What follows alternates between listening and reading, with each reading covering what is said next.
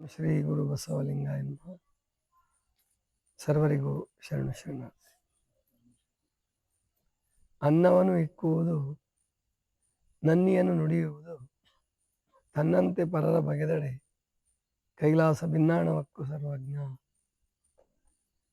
ಆ ದೇವ ಈ ದೇವ ಮಹಾದೇವ ನಿನಬೇಡ, ಆ ದೇವರ ದೇವ ಭುವನದ ಪ್ರಾಣಿಗಳಿಗಾದವನೇ ದೇವ ಸರ್ವಜ್ಞ.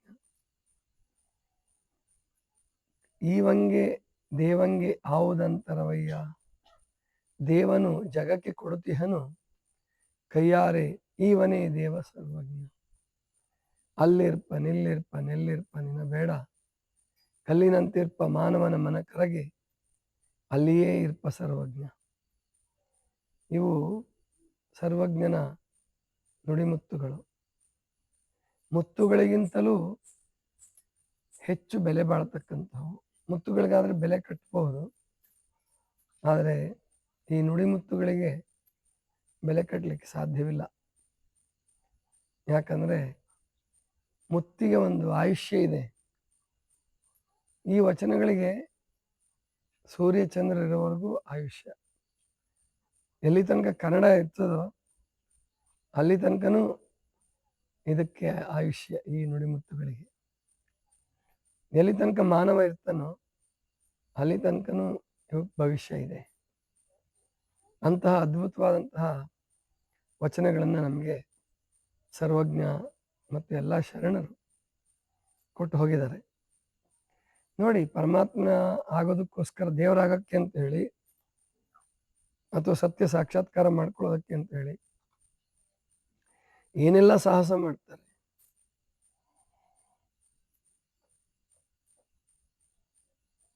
ನಾವು ಹಿಮಾಲಯಕ್ಕೆ ಹೋಗಿದ್ವಿ ಸರಿ, ನೋಡೋಣ ದರ್ಶನ. ಅಂದರೆ ಅಲ್ಲೆಲ್ಲ ಬಹಳ ಹೇಳ್ತಾರಲ್ಲ, ಚಾರ್ಧಾಮ್ ಯಾತ್ರೆ ಹಿಮಾಲಯಕ್ಕೆ ಹೋಗ್ಬೇಕು ಅನ್ನೋದಿತ್ತು ನನ್ಗೆ. ಹಿಮಾಲಯದ ಮಹಾತ್ಮರ ಸನ್ನಿಧಿ ಪುಸ್ತಕ ಓದಿದ್ಮೇಲೆ ಹಿಮಾಲಯದಲ್ಲಿ ಅನೇಕ ಜನ ಸಂತರು, ಮಹಂತರು, ತ್ಯಾಗಿಗಳು, ಯೋಗಿಗಳು ಇರ್ತಾರೆ. ಹೋಗಿ ಬರಬೇಕು, ಅವ್ರನ್ನ ಭೇಟಿ ಆಗ್ತೀವಿ ಅಂತ ಅಲ್ಲ, ಭೇಟಿ ಆಗೋದು ಸಾಧ್ಯತೆ ಕಡಿಮೆ. ಯಾಕಂದ್ರೆ ನಾವು ಒಂದು ನಿರ್ದಿಷ್ಟ ದಿನ ಇಟ್ಕೊಂಡು ಹೋಗಿದ್ವಿ, 21 ದಿವಸದ ಕಾರ್ಯಕ್ರಮ. ಅಲ್ಲಿ ಓಡಾಡ್ತಾ ಇರಬೇಕಾದ್ರೆ ಕೇದಾರದಿಂದ ಒಂದು 20 ಕಿಲೋಮೀಟ್ರ್, 18ರಿಂದ 20 ಕಿಲೋಮೀಟ್ರ್ ಆಗುತ್ತೆ. ಒಂದು ದಿವಸ ಹೋದ್ವಿ, ನಡ್ಕೊಂಡೇ ಹೋಗ್ಬೇಕು, ಬೇರೆ ಇಲ್ಲ ಕುದುರೆ ಮೇಲೆ ಹೋಗ್ಬೇಕು, ಅಥವಾ ಹೆಸರುಗತ್ತೆ ಅಂತ ಇರ್ತಾವಲ್ಲಿ, ನಾವು ಅದ್ರ ಮೇಲೆ ಹೋಗ್ಬೇಕು. ಸರಿ, ಮರುದಿವಸ ಬೆಳಗ್ಗೆ ಬೇಗನೆ ಹೊರಟು ಸುಮಾರು 8-9 ಗಂಟೆಗೆ ಬಂದ್ವಿ. ಕೆಳಗಡೆ ಬಂದು ಬಸ್ಸಲ್ಲಿ ಕೂತ್ವಿ. ಒಂದು 1 ಕಿಲೋಮೀಟ್ರ್ 2 ಕಿಲೋಮೀಟ್ರ್ ಚಲಿಸಿತ್ತೆ ನಮ್ಮ ಬಸ್ಸು. ಪಂಕ್ಚರ್ ಆಗ್ಬಿಡ್ತು. ಸರಿ, ಪಂಕ್ಚರ್ ಆಯಿತು. ಅವರೆಲ್ಲ ಅದೇನು ಸ್ಟೆಪ್ನಿ ಬದಲಾಯಿಸ್ಕೋಬೇಕು, ಅದಕ್ಕೆಲ್ಲ ಟೈಮ್ ಬೇಕಲ್ಲ. ಅದಕ್ಕೆ ನಾವು ಇನ್ನೂ ಸ್ನಾನ ಆಗಿರಲಿಲ್ಲ. ಬೆಳಗ್ಗೆ ತುಂಬ ಚಳಿ ಇತ್ತು ಕೇದಾರದಲ್ಲಿ, ಹಾಗಾಗಿ ಹಂಗೆ ಬಂದಿದ್ವಿ. ಎಲ್ಲರ ಸ್ನಾನಕ್ಕೆ ಜಾಗ ಸಿಗುತ್ತೇನೋ ಅಂತ ಹೇಳಿ ಹಂಗೆ ಹುಡ್ಕೊಂಡು ಹೊರಟ್ವಿ. ಕೆಲವೇ ಒಂದು 50 ಮೀಟ್ರ್ ಹೋಗಿಲ್ಲ ನಾವು. ಅಲ್ಲಿ ಜುಳು ಜುಳು ನೀರಿಗೆ ಶಬ್ದ ಕೇಳಿಸ್ತು, ಮುಂದಿನವ್ರಿಗೆ ಕಾಣಿಸ್ತು. ಅಲ್ಲಿ ಒಂದು ಬಸವಣ್ಣನ ಗುಡಿ ಥರ, ಏನು ಬಸವಣ್ಣನ ಮುಖದ ಥರ ಇರ್ತದಲ್ಲ, ನನಗೆ ಗೋಮುಖ, ಅದ್ರ ಒಳಗಡೆಯಿಂದ, ಬಾಯಿ ಒಳಗಡೆಯಿಂದ ನೀರು ಬರ್ತಾ ಇತ್ತು. ಸರಿ, ಹೋದ್ವಿ. ಜೋರಾಗೆ ಬೀಳ್ತಿತ್ತು. ಹೋದ್ವಿ, ಸ್ನಾನ ಮಾಡಿದ್ವಿ. ಪಕ್ಕದಲ್ಲಿ ಒಂದು ಗುಡಿನೂ ಇತ್ತು. ಇನ್ನು ಗುಡಿ ಇದೆ, ಸ್ನಾನನೂ ಆಗಿದೆ ಅಂದ್ಕೂಡಲೇ ಎಲ್ರಿಗೂ ಬಂದವ್ರಿಗೆಲ್ಲ ಕುತೂಹಲ, ಖುಷಿ. ಆ ಗುಡಿ ಒಳಗಡೆ ಹೋದ್ರು.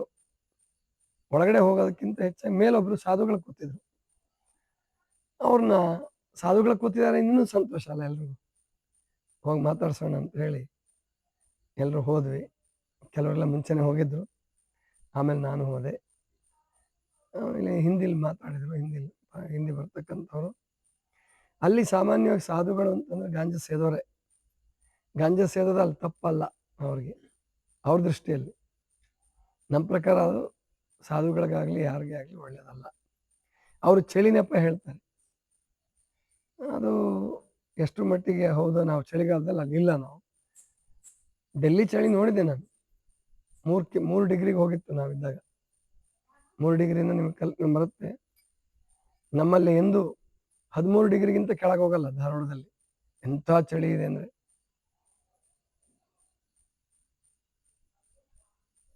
ಸರಿ, ಮಾತಾಡಿಸಿದ್ವಿ ಅವರಿಗೆ. ಇದು ಯಾವ ಗುಡಿ ಅಂತ ಕೇಳಿದ್ವಿ. ಜಲಮಾದೇಶ್ವರ ಅಂತ ಹೆಸರಿಟ್ಟಿದ್ರು ಅದಕ್ಕೆ. ಅಲ್ಲಿ ಜಲ ಬರ್ತಿತ್ತಲ್ಲ, ಅದಕ್ಕೆ ಅದು ಶಿವನ ಗುಡಿ, ಜಲಮಾದೇಶ್ವರ ಗುಡಿ ಅಂತ ಹೇಳಿದರು. ಸರಿ, ಮತ್ತೆ ಈ ಗುಡಿ ಭಾಳ ಸಣ್ಣದಿದೆಯಲ್ಲ ಅಂತಂದು. ನಮ್ಮ ಹುಡುಗ ಬೇರೆ ಬೇರೆ ಸುಮ್ಮನೆ ಇರಲ್ವಲ್ಲ, ಯಾಕೆ ಈ ಗುಡಿ ಇಂಪ್ರೂವ್ ಆಗಿಲ್ವಲ್ಲ ಅಂತ ಒಬ್ಬ ಕೇಳ. ಈ ಗುಡಿ ಸಣ್ಣದಿದೆಯಲ್ಲ ಅಂತ ಇನ್ನೊಬ್ಬ ಕೇಳ. ಅದಕ್ಕೆ ಯಾರೂ ಬರೋದಿಲ್ಲ ಇಲ್ಲಿ, ಕಾಣಿಕೆ ಕೊಡೋದಿಲ್ಲ ಅಂತ ಅಂದರು. ನೀವು ಎಷ್ಟು ವರ್ಷದಿಂದ ಇದ್ದೀರಲ್ಲ? ನಾನು ಕೇಳಿದೆ. 29 ವರ್ಷದಿಂದ ಇದ್ದೀನಿ ಅಂತ ಹೇಳಿದ್ರು. ಅಂದ್ರೆ ಅಲ್ಲಿ ಅವ್ರು ಹಿಮಾಲಯಕ್ಕೆ ಬಂದು 29 ವರ್ಷ ಆಗಿದೆ. ಕೇದಾರದ ಸಮೀಪನೇ ಇದ್ದಾರೆ. ಅವ್ರಿಗೆ ಗುಡಿ ಚಿಂತೆ, ಅಂದರೆ ಗುಡಿಗೆ ಯಾರೂ ಬರಲ್ಲ, ಕಾಣಿಕೆ ಕೊಡಲ್ಲ ಅನ್ನೋದು ಚಿಂತೆ. ಆವಾಗ ಅನ್ನಿಸ್ತು, ಆವಾಗ ವಿಚಾರ ಮಾಡಿದೆ ನಾನು. ಮತ್ತು ಅದಕ್ಕಿಂತ ಮುಂಚೆ ಕೇದಾರಕ್ಕೂ ಹೋಗಿದ್ದ ಅನುಭವ ಹೇಳಬೇಕು. ಕೇದಾರಕ್ಕೂ ಹೋದ್ವಿ, ಅಂದರೆ ನಡ್ಕೊಂಡು ಹೋದ್ವಿ. ಬೆಳಗ್ಗೆ 6:30, 6:45, 7 ಗಂಟೆಗೆ ಬಿಟ್ಟಿದ್ವಿ. ಗೌರಿಕೊಂಡ ಅಂತ ಬರುತ್ತಲ್ಲಿ ಕೆಳಗಡೆ. ಗೌರಿಕೊಂಡದಿಂದ ಅಲ್ಲಿಗೆ ಹೊರಟ್ವಿ. ಸುಮಾರು 18-20 ಕಿಲೋಮೀಟ್ರು. ಇನ್ನು ಅಲ್ಲಿ ನಾವು ಇಲ್ಲಿ ಥರ ಒಳ್ಳೆ ಆರಾಮ್ ಪ್ರಸಾದ ಮಾಡಿಕೊಂಡು ಹಣ್ಣು ತಿಂದ್ಕೊಂಡು ಹೋಗೋಕ್ಕಾಗಲ್ಲ. ಯಾಕೆ ಅಲ್ಲಿ ಅದೆಲ್ಲ ಸಿಕ್ಕಲ್ಲ. ಏನಿತ್ತು ನಮ್ಮ ಕೈಯಲ್ಲಿ ಅದನ್ನೇ ಸ್ವಲ್ಪ ಸ್ವಲ್ಪ ಹಾಕ್ಕೊಂಡು, ಉಂಡಿಗಳು, ಚೂಡ, ಇಂಥದ್ದು ಹಾಕ್ಕೊಂಡು ತಿನ್ಕೊಂತ ಹೋದ್ವಿ. 1 ಗಂಟೆ ಮೇಲಾಯ್ತು ಮುಟ್ಟೋ ಹೊತ್ತಿಗೆ. ಅಂದರೆ ನಿಧಾನಕ್ಕೆ ಹೋಗ್ಬೇಕು. ಅಲ್ಲೆಲ್ಲ ನಾವು ನಡೆಯೋ ಸ್ಪೀಡಲ್ಲಿ ನಡೆಯೋಕ್ಕಾಗಲ್ಲ. ಕುದುರೆಗಳು ಬರ್ತಿರ್ತವೆ, ಅವರಿಗೆ ಸೈಡ್ ಬಿಡಬೇಕಾಗತ್ತೆ, ಅಲ್ಲಲ್ಲೆಲ್ಲ ಸುಧಾರಿಸ್ಕೊಳ್ಬೇಕಾಗತ್ತೆ. ಮತ್ತು ಅಷ್ಟು ಎತ್ತರದಲ್ಲಿ ಆಕ್ಸಿಜನ್ ಇಲ್ಲಿದ್ದಂಗೆ ಅಷ್ಟು ಚೆನ್ನಾಗಿರಲ್ಲ, ಅಷ್ಟು ಸರಳವಾಗಿರಲ್ಲ. ಹಂಗಾಗಿ ಸ್ವಲ್ಪ ಬೇಗ ಸುಸ್ತಾಗೋ ಸಾಧ್ಯತೆಯೂ ಇರುತ್ತೆ. ಹಂಗಾಗಿ ಬೇಗ ಹೋಗೋಕ್ಕಾಗಲ್ಲ. ಹೋದ್ವಿ. ಹೋಗ್ತಿದ್ದಂಗೆ ಅಲ್ಲಿ ಪೂಜಾರಿಗಳೆಲ್ಲ ಬಂದು ನಿಂತ್ಕೊಂಡ್ರು. ಬನ್ನಿ ಪೂಜೆ ಮಾಡಿಸಿ. ಕನ್ನಡದವ್ರು ಒಬ್ರು ಇದ್ರು, ಮಾತಾಡಿದ್ರು. ನಮಗೆ ಭಾಳ ಹಸಿವಾಗಿತ್ತು. ತಡ್ರಿ, ನಾವು ಪೂಜೆ ಮಾಡಿಸ್ದೆ, ಆಮೇಲೆ ಬರ್ತೀವಿ ನೋಡೋಣ ಅಂದ್ರೆ 3 ಗಂಟೆಗೆ ಅಲ್ಲಿ ಮಂಜು ಬೀಳಕ್ಕೆ ಶುರು ಆಗ್ಬಿಡುತ್ತೆ. ಮಧ್ಯಾಹ್ನ 3 ಗಂಟೆಗೆ ಮಂಜು ಬೀಳಕ್ಕೆ ಶುರು ಆಗುತ್ತೆ. ಚಳಿ ಶುರುವಾಗ್ಬಿಡುತ್ತೆ. 3 ಗಂಟೆಗೆ ಕ್ಲೋಸ್ ಮಾಡ್ತೀವಿ ನೋಡಿ ಗುಡಿನ, ನೀವು ಬೇಗ ಬರಬೇಕು. ಆಯಿತು, ಮೊದಲು ಅಲ್ಲಿ ಹೋಗ್ತೀವಿ, ಫ್ರೆಶ್ ಆಗ್ತೀವಿ, ತಡ್ರಿ ಅಂತ ಹೇಳಿ ಹೋದ್ವಿ. ಅಲ್ಲಿ ಮೊದಲೇ ರೂಮ್ ಬುಕ್ ಮಾಡಿದ್ರು, ಊಟದ್ದೆಲ್ಲ ವ್ಯವಸ್ಥೆ ಮಾಡಿದ್ರು. ಅಂದರೆ ಮೊದಲೇ ದುಡ್ಡು ಕಟ್ಟಿದ್ವಿ. ಸರಿ, ಹೋದ್ವಿ, ಕೈ ಕಾಲು ಮುಖ ತೊಳ್ಕೊಂಡ್ವಿ, ವಿಭೂತಿ ಹಚ್ಕೊಂಡು ಪ್ರಸಾದ ಮಾಡಿದ್ವಿ. ಆಮೇಲೆ 2:30, 3 ಗಂಟೆ, 2:45 ಆಗ್ತಾ ಬಂದು, ನಾನು ಗುಡಿಗೆ ಹೋಗೋರು ಅಲ್ವಲ್ಲ. 3 ಗಂಟೆ ಕರೆಕ್ಟಾಗಿ ಗುಡಿ ಬೀಳಕ್ಕೆ ಶುರುವಾಯಿತು, ಹಿಮ ಬೀಳಕ್ಕೆ ಶುರುವಾಯಿತು. ಸರಿ, ಒದ್ಕೊಂಡು ಮಲ್ಕೊಂಬಿಟ್ಟು, ಅಷ್ಟು ಚಳಿ. ಆವಾಗ ಅನ್ನಿಸ್ತು, ಅಯ್ಯೋ ದೇವರೇ, ಇಷ್ಟು ಕೆಲಸ ಮಾಡೋಕೆ ಅಲ್ಲಿಂದ ಇಷ್ಟು ದೂರ ಬರ್ಬೇಕಾಗಿತ್ತ? ವಿಮಾನದಲ್ಲಿ ಹೋಗಿದ್ವಿ, ಟ್ರೈನಲ್ಲಿ ಹೋಗಿದ್ವಿ, ಬಸ್ ಮಾಡಿದ್ವಿ. ಒಬ್ಬೊಬ್ರದ್ದು 25-30 ಸಾವಿರ ರೂಪಾಯಿ ಮೇಲೆ ಹಾಕ್ಕೊಂಡಿದ್ವಿ, ಖರ್ಚಾಗಿತ್ತು. ಇಷ್ಟೇನಾಗಾದರೆ ಸಾಧನೆ? ಇಲ್ಲಿರೋರು ಚಳಿ ಜೊತೆ ಹೋರಾಟ ಮಾಡೋದು, ಬೇಸಿಗೆ ಜೊತೆ ಹೋರಾಟ ಮಾಡೋದು, ಇದೇ ಆಗೋಗ್ಬಿಡುತ್ತೆ. ಅದಕ್ಕೆ ಸಿಕ್ಕಾಪಟ್ಟೆ ಚಹಾ ಕುಡಿತಾರಲ್ಲಿ. ಅಲ್ಲಿದ್ದವರು ಆಶ್ರಮದ ವಾಸಿಗಳನ್ನ ನಾನು ಮಾತಾಡಿಸಿ ನೋಡಿದ್ದೀನಿ. ಅವ್ರಿಗೆ ನೀವು ತಿಂಡಿ ಕೊಡದಿದ್ರು ಪರವಾಗಿಲ್ಲ, ದೊಡ್ಡ ಗ್ಲಾಸು, ಇಲ್ಲಿ ಉದ್ದನೆ ಗ್ಲಾಸ್ ಇರ್ತಾವಲ್ಲ, ಒಂದು 250 ml ಇಂದ 300 ml ಹಿಡಿತಾವ. 3 ಗ್ಲಾಸ್ ಹಾಕಿದ್ರೆ 1 ಲೀಟ್ರ್ ಆಗ್ಬಿಡುತ್ತೆ. 3 ಗ್ಲಾಸು ಬೇಡ, 2.5 ಗ್ಲಾಸ್ಗೆ 1 ಲೀಟ್ರ್ ಆಗುತ್ತೆ, ಅಷ್ಟು ದೊಡ್ಡ ಗ್ಲಾಸ್ ಇರುತ್ತೆ. ಆಮೇಲೆ ಯೋಚನೆ ಮಾಡಿದ್ವಿ, ಹಾಗಾದ್ರೆ ನಮ್ಮ ಶರಣರು ಎಂಥ ಅದ್ಭುತ ಮಾರ್ಗ ತೋರಿಸಿದ್ದಾರೆ. ಶರಣ ತತ್ವದ ಮಹತ್ವ ಇಲ್ಲಿದ್ದವ್ರಿಗಿಂತ ಅಲ್ಲಿ ಹೋಗಿ ಬಂದವ್ರಿಗೆ ಇನ್ನೂ ಚೆನ್ನಾಗಿ ಗೊತ್ತಾಗ್ಬೇಕು, ನಿಜವಾಗಿ ಗೊತ್ತಾಗುತ್ತೆ. ಆವಾಗ ಅಂದ್ಕೊಂಡೆ ನಾನು, ಇನ್ಮೇಲೆ ನಾವು ಚಾರ್ಧಾಮ್ ಯಾತ್ರೆ ಈ ಜೀವನದಲ್ಲಿ ಉಚಿತವಾಗಿ ಮಾಡಿಸ್ತೀವಿ ಅಂದರೆ ನಾನು ಮಾಡಲ್ಲ. ಯಾಕೆ, ಒಂದ್ಸರಿ ನೋಡ್ಬೇಕಾಗಿತ್ತು. ನಾವು 4 ಧಾಮಗಳನ್ನು ನಾವು ಧಾಮಗಳಿಗೆ ಹೋಗಿ ಬಂದ್ವಿ. ಪುಣ್ಯ ಹುಡ್ಕೊಂಡು ಹೋಗಿರ್ಲಿಲ್ಲ, ಅನುಭವ ಆಗಬೇಕಾಗಿತ್ತು ನನಗೆ. ಯಾಕಂದರೆ ನಮಗೆ ಒಬ್ರಿಗೆ ಅನುಭವ ಆದ್ರೆ ನಾವು ಬೇರೆಯವ್ರಿಗೆ ಹೇಳ್ಬೋದು. ಎಷ್ಟೋ ಜನ ಪಾಪ ಪುಣ್ಯ ಸಿಗುತ್ತೆ ಅಂತ ಬಂದು ಒದ್ದಾಡ್ತಾರೆ, ಹಿಂಸೆ ಪಡ್ತಾರೆ, ಆರೋಗ್ಯ ಕೆಡಿಸ್ಕೊಳ್ತಾರೆ. ಕೆಲವ್ರಿಗೆ ಅಲ್ಲೇ ಹಾರ್ಟ್ ಅಟ್ಯಾಕ್ ಆಗುತ್ತೆ, ಆಕ್ಸಿಜನ್ ಕಡಿಮೆ ಆಗಿರುತ್ತಲ್ಲ, ಅಲ್ಲೇ ಅದನ್ನು ನೋಡಿದ್ವಿ, ಒಬ್ರಿಗೆ ಹಾರ್ಟ್ ಅಟ್ಯಾಕ್ ಆಗುತ್ತೆ. ಇನ್ನೊಂದು ಸುದ್ದಿ ಕೇಳಿದ್ವಿ, ಅಲ್ಲಿ ಒಂದು ಕುದುರೆ ಸಮೇತನೇ ಬಿದ್ದುಬಿಟ್ಟಿದ್ರಂತೆ. ಬಿದ್ದರೆ ಮುಗಿತಲ್ಲಿ, ಕುದುರೆನೂ ಸಿಗಲ್ಲ, ಹೆಣನೂ ಸಿಗಲ್ಲ. ಈ ಕಡೆ ಒಂದು ಎಷ್ಟಡಿ ಆಳ ಇದೆಯೋ ಗೊತ್ತಿರೋದು, ಭೋರ್ಗರದ ಹರಿತಾ ಇರುತ್ತೆ. ಈ ಕಡೆ ಅಸಾಧ್ಯವಾದ ಕೊಳ್ಳ, ಎತ್ತರ ಅಂದರೆ ಗುಡ್ಡ, ಈ ಕಡೆ ನದಿ. ಅಲ್ಲೇ ಚಾರ್ಧಾಮ ಹೆಚ್ಚು ಕಡಿಮೆ, ಬದ್ರಿ ಒಂದು ಬಿಟ್ಟರೆ ಎಲ್ಲವೂ ಅದೇ ಥರ ಇದೆ. ಕೇದಾರದಲ್ಲೂ ನದಿ ಇದ್ದಂಗಿದೆ, ಯಾವುದೋ ಇದೆ, ಅದರಲ್ಲಿ ಏನೋ ಹೆಸರಿದೆ, ಅದರದ್ದು ಮರ್ತೋಗಿದೆ. ಇನ್ನು ಗಂಗೋತ್ರಿ ಯಮುನೋತ್ರಿ ಅಂತೂ ನದಿನೇ ಅಲ್ಲಿ. ಅಂದರೆ ನಮಗೆ ಎಷ್ಟು ಸುಲಭವಾದ ಮಾರ್ಗ ತೋರಿಸಿದ್ದಾರೆ ಶರಣರು. ಹೇಳ್ತಾರೆ ನೋಡಿ, ಅನ್ನವನ್ನು ಇಕ್ಕುವುದು, ನನ್ನಿಯನ್ನು ನುಡಿಯುವುದು, ತನ್ನಂತೆ ಪರರ ಬಗೆದಡೆ ಕೈಲಾಸ ವಿಜ್ಞಾನಕ್ಕೂ ಸರ್ವಜ್ಞ. ಹಸಿದವ್ರಿಗೆ ಅನ್ನ ಕೊಡು, ನನ್ನಿ ಅಂದರೆ ಸತ್ಯ, ಸತ್ಯ ಮಾತಾಡು, ಸುಳ್ಳು ಮಾತಾಡಬೇಡ. ಅನ್ನವನ್ನು ಇಕ್ಕುವುದು, ನನ್ನಿಯನ್ನು ನುಡಿಯುವುದು, ತನ್ನಂತೆ ಪರರ ಬಗೆದಡೆ ಅಂದ್ರೆ ನಾನು ಇನ್ನೊಬ್ರು ನನಗೆ ಏನು ಮಾಡಬಾರ್ದು ಅಂತೇನೋ ನಾನು ಅದನ್ನ ಇನ್ನೊಬ್ರಿಗೆ ಮಾಡಬಾರ್ದು.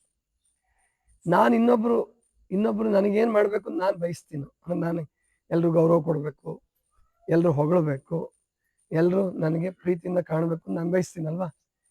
ಎಲ್ಲರೂ ಪ್ರತಿಯೊಬ್ಬರು ಬಯಸೋದು ಅದನ್ನು ತಾನೆ. ಅದನ್ನು ಮೊದಲು ನಾವು ಮಾಡಬೇಕು. ಎಲ್ರಿಗೂ ಪ್ರೀತಿ ಕೊಡೋದು, ಗೌರವಯುತವಾಗಿ ಕಾಣೋದು, ಹಸಿದವ್ರಿಗೆ ಅನ್ನ ಕೊಡೋದು.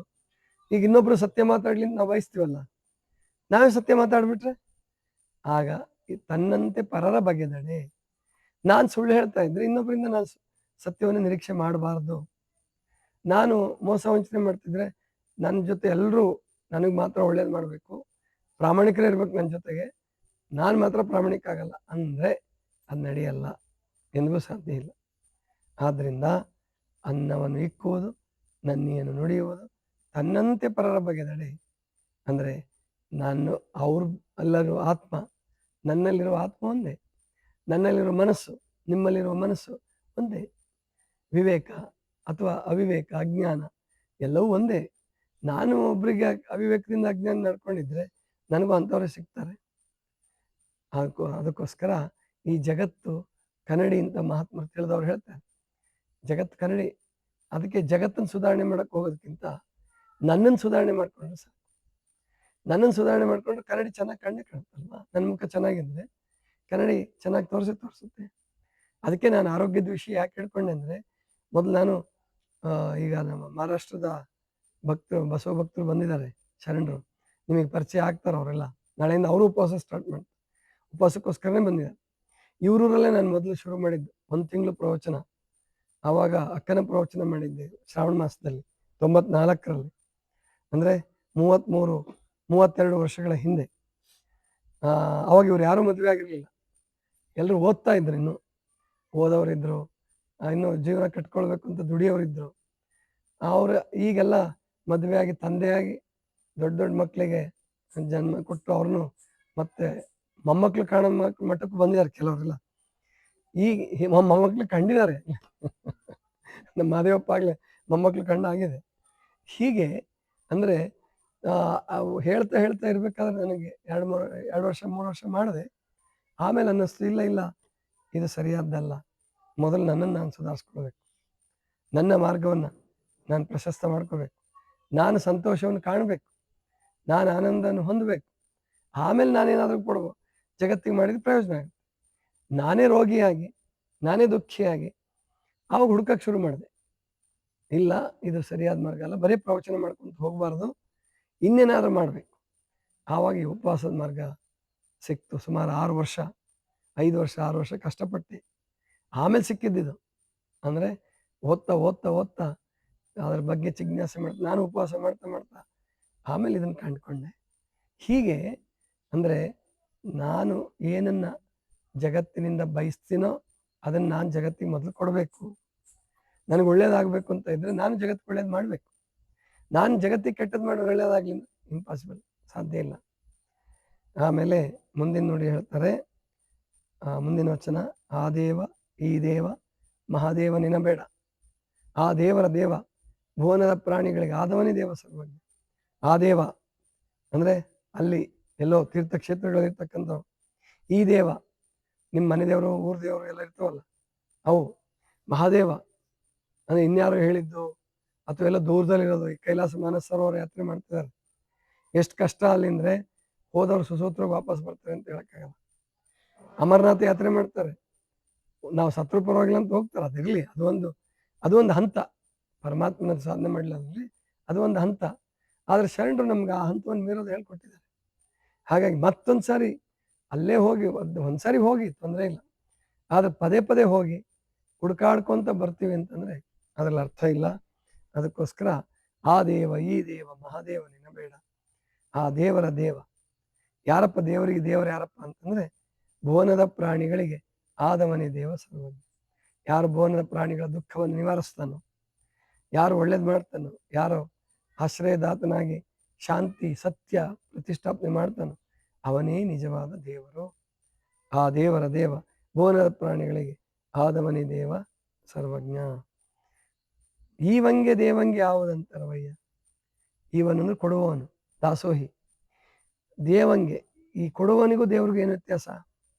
ದಾಸೋಹಿಗೂ ದೇವ್ರಿಗೆ ಏನು ವ್ಯತ್ಯಾಸ ಅಂದರೆ, ಜಗತ್ತಿಗೆ ದೇವ್ರು ಕೊಡ್ತಾನೆ, ಆದರೆ ಕೈಯಾರೆ ಈವನೇ ದೇವ ಸರ್ವಜ್ಞ. ದೇವರು ಜಗತ್ತಿಗೆ ಕೊಟ್ಟಿದ್ದಾನೆ.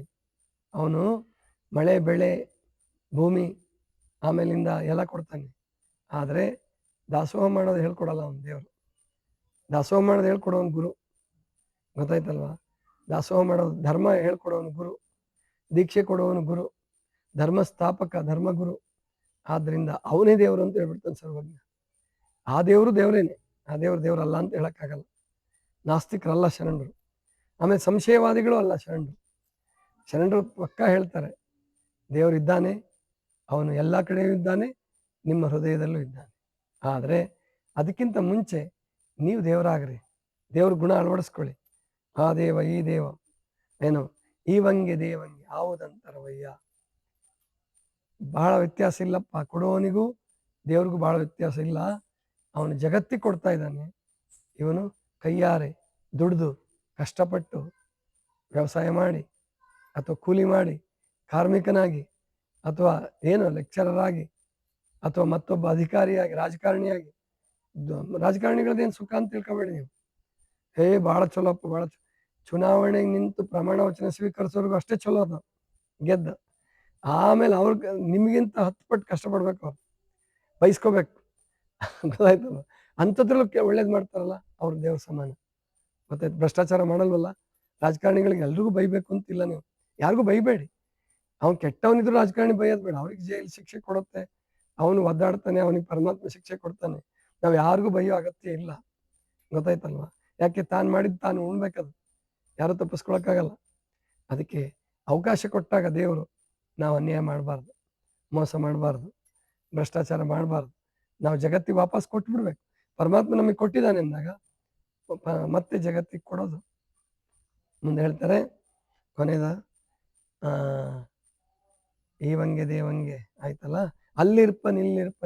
ಎಲ್ಲಿರ್ಪನೆನ ಬೇಡ, ಕಲ್ಲಿನಂತಿರ್ಪ ಮಾನವನ ಮನ ಕರಗೆ ಅಲ್ಲಿಯೇ ಇರ್ಪ ಸರ್ವಜ್ಞ. ಅಲ್ಲಿದ್ದಾನೆ ಇಲ್ಲಿದ್ದಾನೆ ಅಂತ ಹುಡ್ಕಾಡ್ಬೇಡ.